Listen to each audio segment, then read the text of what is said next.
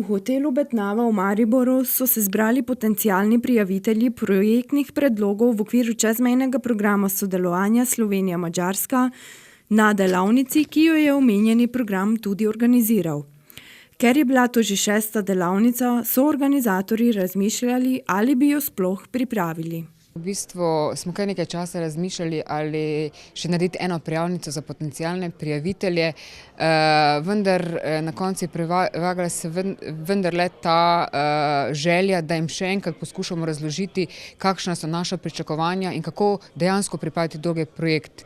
Ker ko ste videli, znotraj prve prioritete smo sredstva razdelili, ta druga prioriteta, to sodelovanje, pa še vendarle nek trd oreh za prijavitelje in kako najlažje jim približati želje in potrebe programa je vendarle z delavnico, ki je lahko interaktivna, kjer se lahko z nekom sedeš, pogovoriš, lahko vpraša in to je bil bistveni razlog, zakaj še eno delavnico, ki smo v bistvu poskušali tudi pripraviti na drugačen način. Vendarle poskušamo vsako delavnico nadgraditi in jo pripraviti bolj zanimivo, bolj približati v bistvu poslušalcem oziroma potencialnim prijaviteljem vsebine in želje, na kak način naj pripravijo projektno vlogo. Finančna perspektiva 2014-2020 se sicer počasi izteka, vendar je na drugi prioritetni osi čezmejnega programa sodelovanja ostalo še nekaj denarja, kljub številnim prejetim prijavam projektnih predlogov v teh letih. Na drugi prioriteti programa Slovenija-Madžarska v bistvu še je na voljo tretjina sredstev.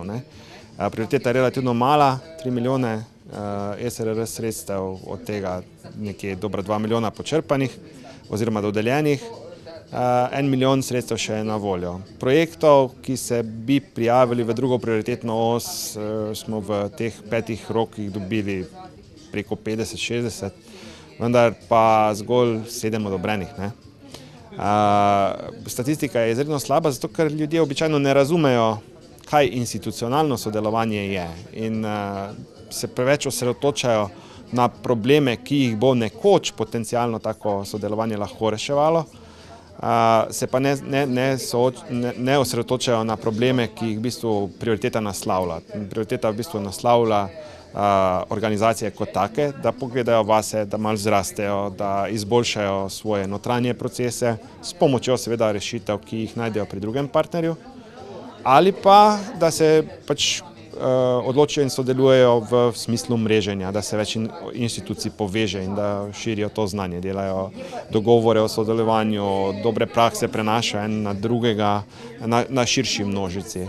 Tako da te dve stvari sta zelo specifični in največkrat projekti začnejo z nekim bistvom, ki je smiselno, potem ga pa razširijo na to, kako pa bo v regiji se spremenilo, ne vem, odnos do, ne vem, okolja ali pa narave, ki pa ni več temelj ciljev programa. Cilji programa na drugi prioriteti so jasni, to je institucionalno sodelovanje. Področja, na katera se sicer potencialni prijavitelji na drugi prioritetni osi, ki predvideva institucionalno sodelovanje, lahko prijavijo, niso omejena. Zelo težko je v bistvu nekomu razlagati o institucionalnem sodelovanju, kaj to je. Ko mu razložiš bistvo, reče, ja, se to razumem, ampak na katerem področju pa lahko delam. Za nas je področje dela v bistvu nepomembno. Se pravi, inštitucije lahko prihajajo z zdravstva, z energetskega področja, z okoljevarstvenega, ne vem, bom rekel, institucije, ki gasilci, policija, ne nazadnje sodišče. Tudi tu so težave na institucionalnem sodelovanju velike, pa žal nekako ne prodremo do teh relevantnih inštitucij, ki bi še lahko svoje sodelovanje nadgradili.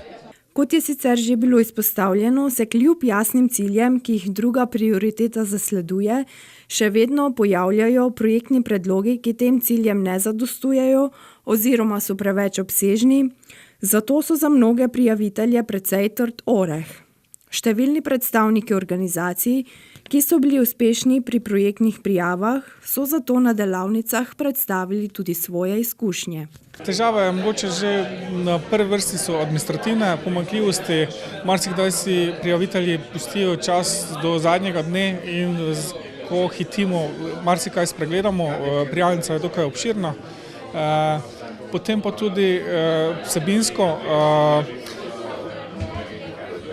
Priporočam res prijaviteljem, da prvo identificirajo težavo in potem iščejo programe, razpise, ki bi to njihovo težavo lahko rešili, ne obratno, da vidijo razpis in potem probajo nek projekt napisati. Ne. Delavnica v Mariboru je bila torej namenjena ponovno razjasnitvi glede zasledovanja ciljev, predložitvi ustreznih projektnih predlogov ter soočanja s prijavnicami. Dala je tudi nekaj odgovorov o usmeritvah v prihodnost, nas pa je zanimalo, kaj vseeno lahko pričakujemo od prijavljenih projektnih predlogov. Malo smo bili skeptični, ali je delavnica sploh potrebna ali ne. Vedno je bila dilema, da to ponavljamo že šestič.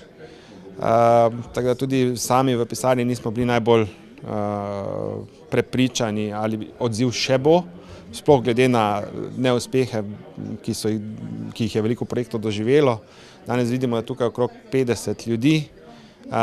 Res je, da je nekaj starejših partnerjev, ki so že sodelovali ali pa so bili povabljeni za to, da predstavijo dobre izkušnje, medtem ko nekateri inštitucije pa prihajajo na novo in ocenjujemo, da tam med 15 in 20 projektov, če jih bodo te inštitucije prijavile, bomo v bistvu relativno zadovoljni. 1 milijon SRR sredstev po nekih naših ocenah bi pomenilo tam od 3 do 5 projektov, odvisno od njihove velikosti in sofinanciranja. In bi tudi ta druga prioriteta bila počrpana. Mogoče zanimivo za prihodnost so usmeritve dosti podobne. Še bolj se dejansko teži k temu nadgradnji sodelovanja, plemenitenju, trajnosti sodelovanja in ta prihodnost bo v bistvu še bolj usmerjena v to, da bodo institucije med sabo mogle sodelovati, kar se pa kaže, da je v bistvu dosti težko doseči.